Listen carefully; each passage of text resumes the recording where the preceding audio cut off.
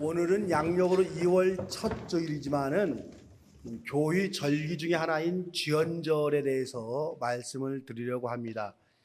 주연절 설교를 하는 목회자들이 많지 않기 때문에 여러분에게 주연절이라는 절기가 생소할 수가 있습니다.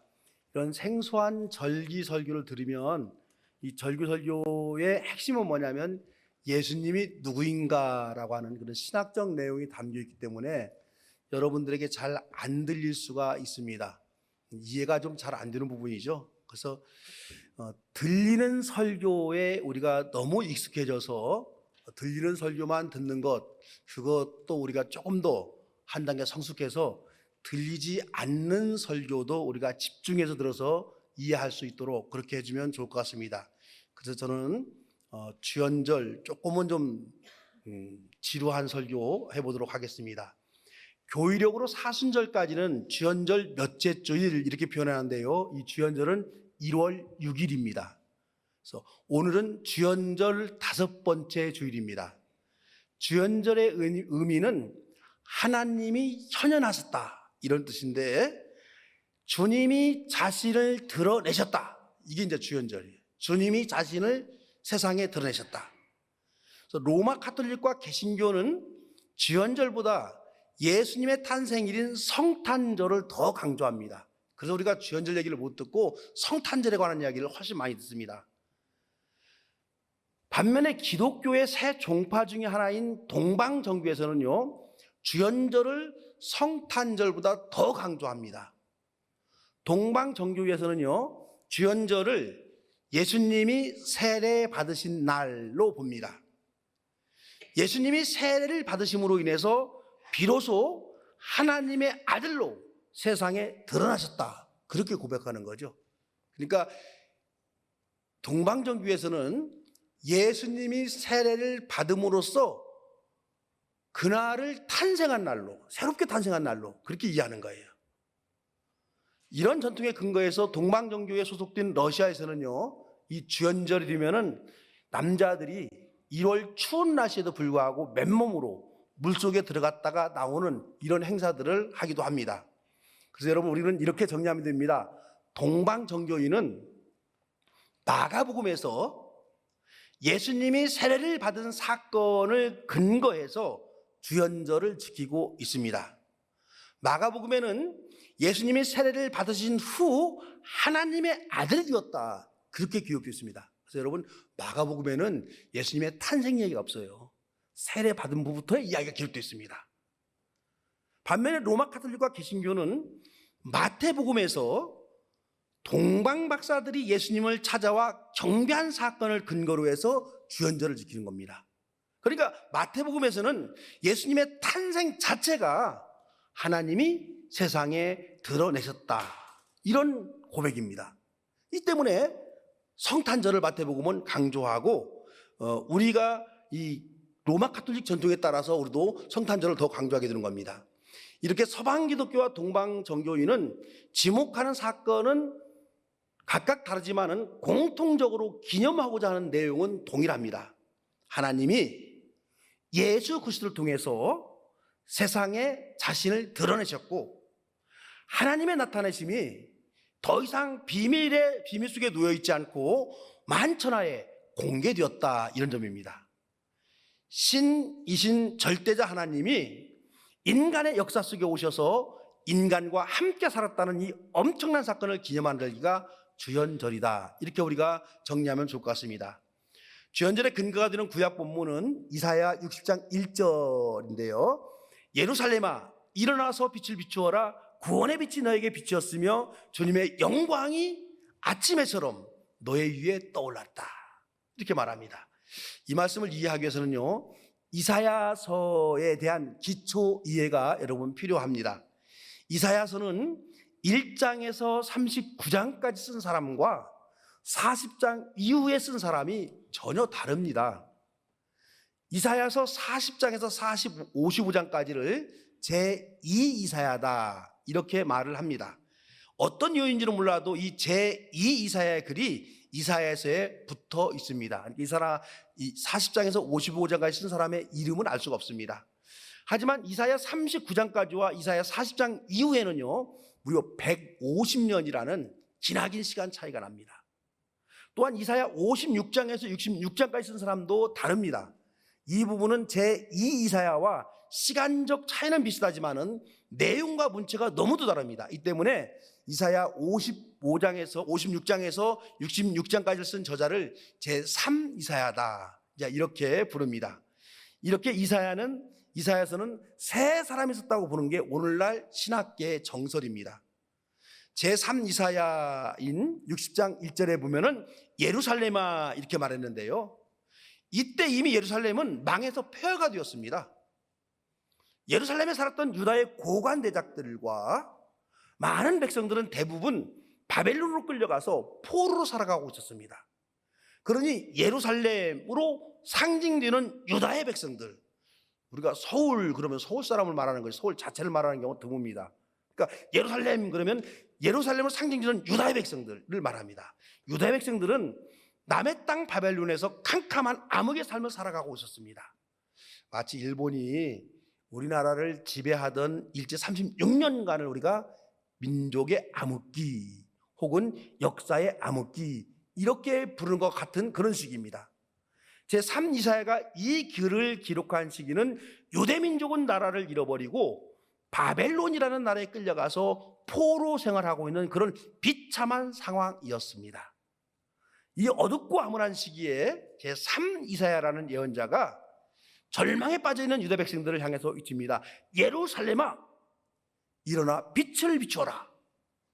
구원의 빛이 너에게 비쳤으며 주님의 영광이 아침에처럼 너의 위에 떠올랐다. 이런 희망의 말씀입니다. 여기서 말하고 있는 구원의 빛은 하나님이 어둠 속에 살아가고 있는 유대 백성들에 주시는 하나님의 선물입니다.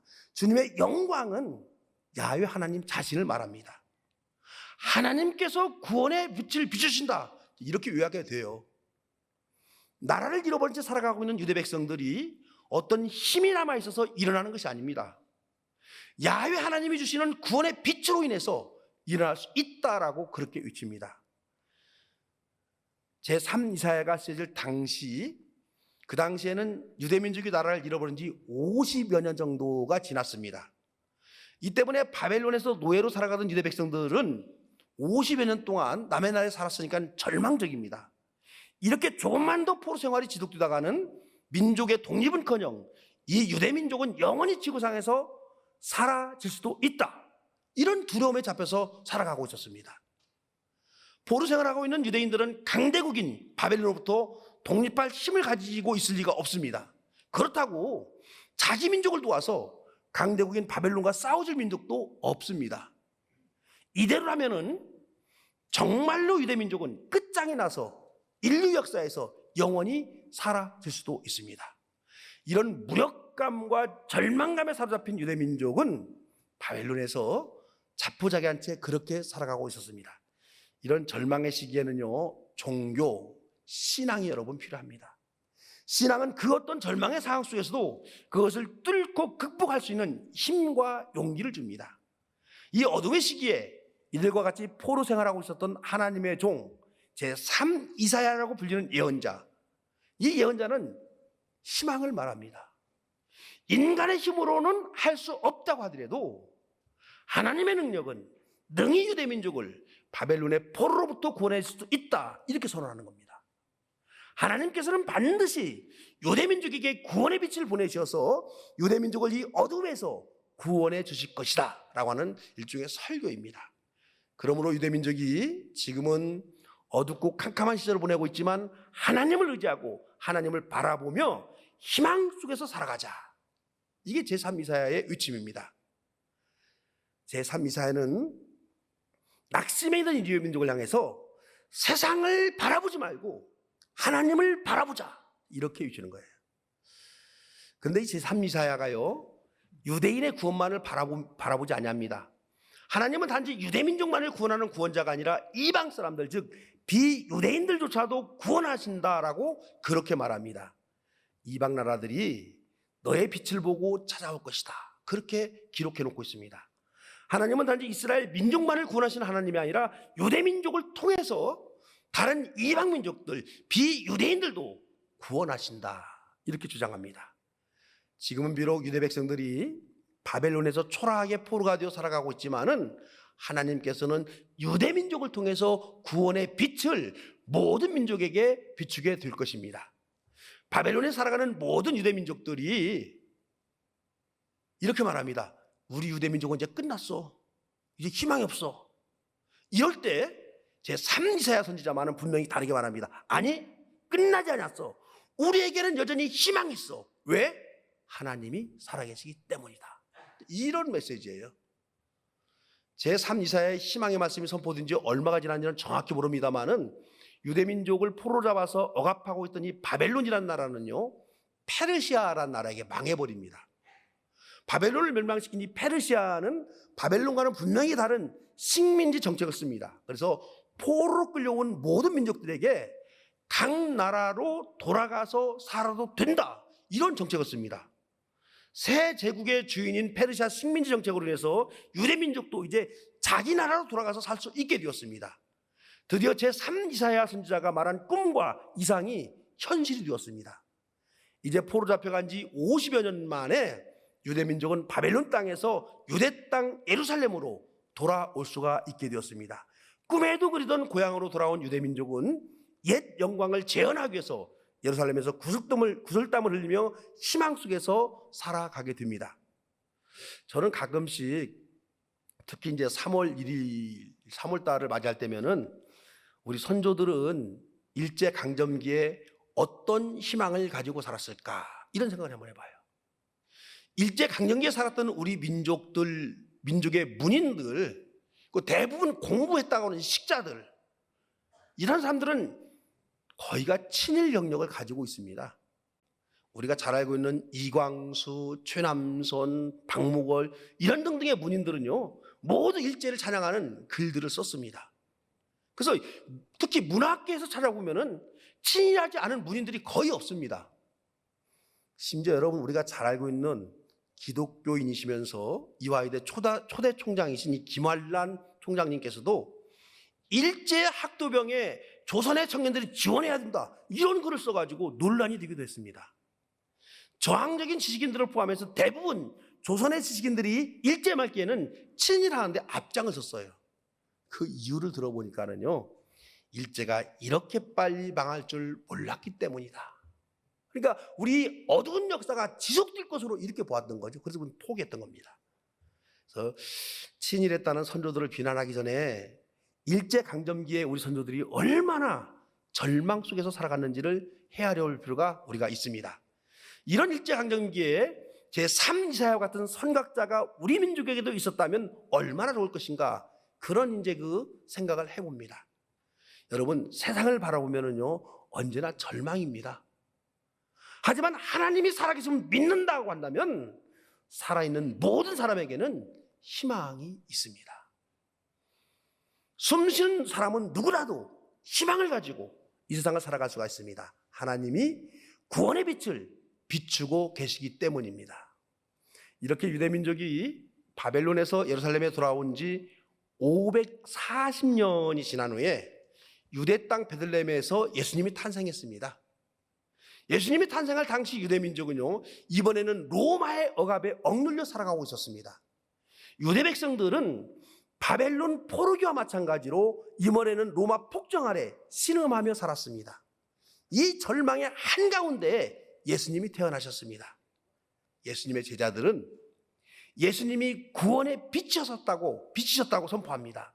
예수님이야말로 유대민족을 구원하신 구원의 빛이셨고, 더 나아가서 예수님이야말로 유대인을 넘어서서 온 인류에게 구원을 주시는 구원의 빛이라는 사실을 그렇게 선포하게 됩니다. 그러니까는요, 이제 이 예수님의 제자들은 이사야서에서 예언한 구원의 빛이라는 예언의 성취가 예수님을 통해서 완성되었다, 이렇게 보았던 거죠. 그러니까 이것을 인정하는 사람은 예수님의 제자 기독교인으로 살아가고, 이것을 인정하지 않는 사람은 여전히 유대교에 머물게 됩니다. 그래서 마태복음을 쓴 마태라는 예수님의 제자는요, 예수님이 태어날 당시에 일어났던 사건을 생생하게 기록해 놓았습니다. 동방에서 이름 모를 박사들, 하늘의 별들을 연구하면서 인간의 운명과 세상의 징조를 연구하는 사람들, 이 사람들이요 세상을 구원할 인물이 태어났음을 발견합니다. 구원의 빛이 세상에 나타났음을 별을 통해서 발견하게 됩니다. 박사들은 구원의 빛을 상징하는 별을 따라서 머나먼 사막길을 여행합니다. 드디어 베들레헴에서 갓 태어난 아기 예수님을 만납니다. 이 동방의 박사들은 인류를 구원할 구원의 빛인 아기 예수를 경배하고 돌아갑니다.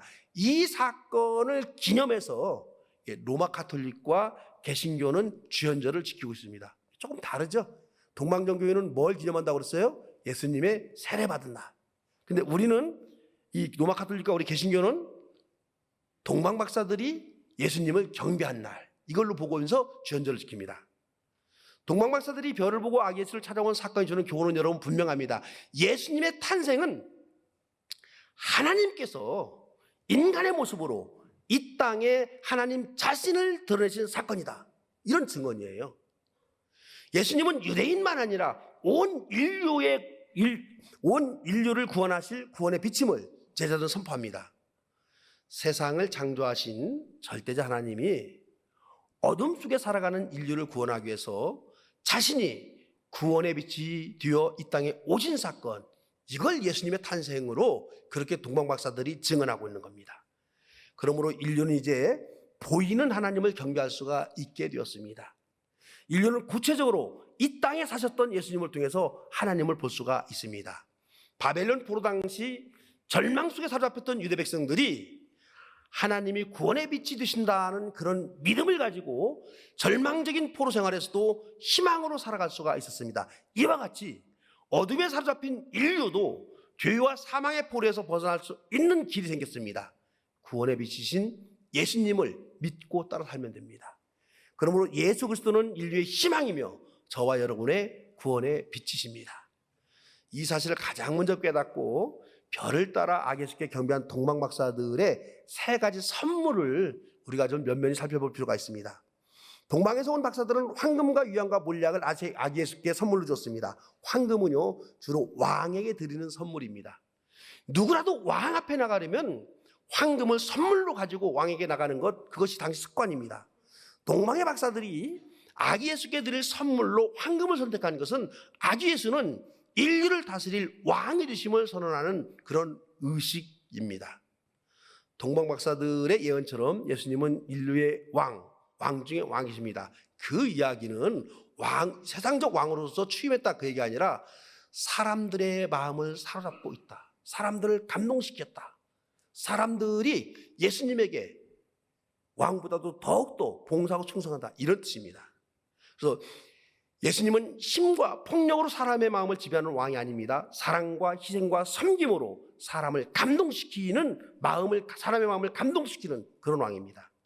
강한 힘과 큰 권위로 백성들을 지배하는 왕은요, 그 왕의 통치가 끝나면 백성들로부터 존경받지 못합니다. 섬김과 덕으로 백성들을 지배하는 왕은 그 통치가 끝나도 백성들이 진심으로 존경하고 따릅니다. 하나님이시지만 인간의 모습으로 이 세상에 오신 예수님은 사랑과 희생과 섬김의 왕이셨습니다. 저와 여러분은요, 섬김의 왕이신 예수님의 자녀들입니다. 저와 여러분도 사랑과 희생과 섬김의 삶을 살아간다고 한다면 왕이신 예수 그리스도의 인품과 인격을 가지고 살아가는 그런 존재가 되는 겁니다. 또한 동방 박사들이 유향을 아기 예수께 바쳤습니다. 이 향기가 좋은 유향이 주로 사용되는 것은 하나님께 제사 드리는 성전입니다. 제사장들이 유향을 주로 썼기 때문에 박사들이 유향을 선물로 드렸다는 의미는 예수님이 제사장으로 이 땅에 태어나셨다는 사실을 말합니다. 제사장의 임무는요, 죄인된 인간이 하나님께로 나아갈 수 있는 길을 열어주는 역할입니다. 고대 제사장은 하나님과 인간 사이에 다리 역할을 했습니다.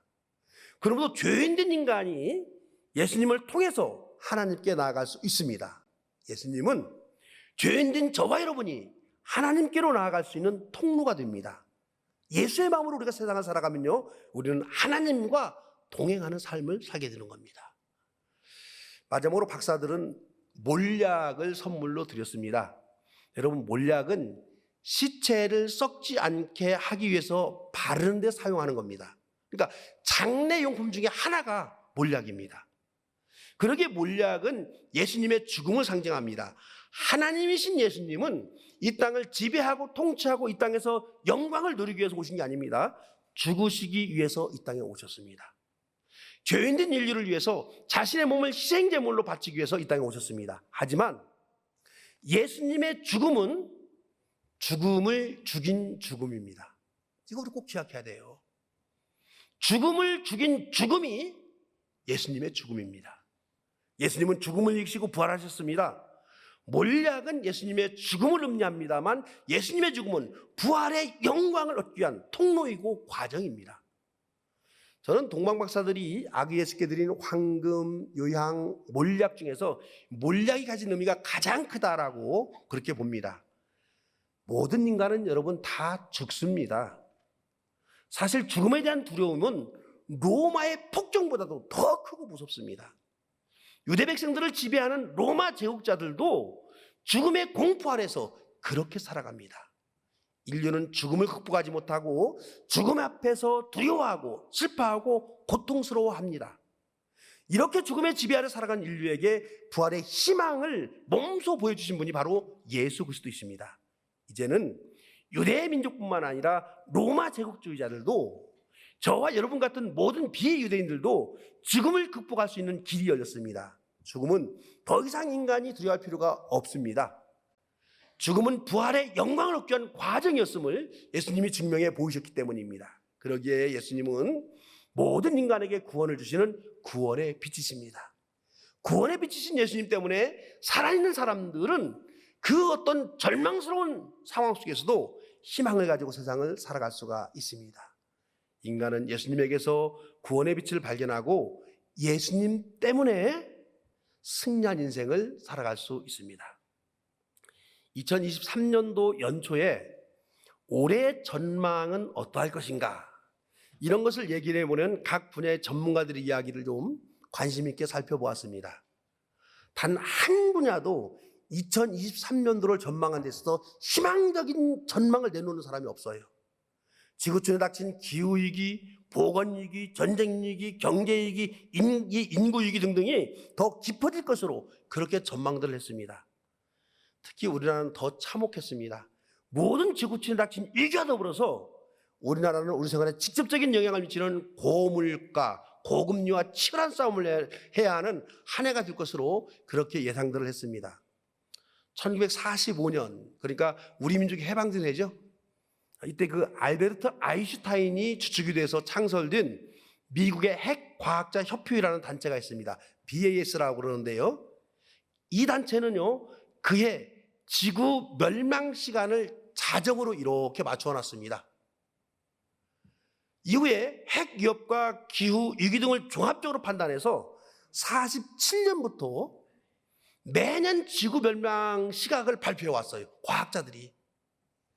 자정 7분 전에서 시작한 지구 멸망 시기에는 미국과 소련이 핵실험 경쟁이 붙은 이 53년을 종말 2분 전 이렇게 발표했습니다.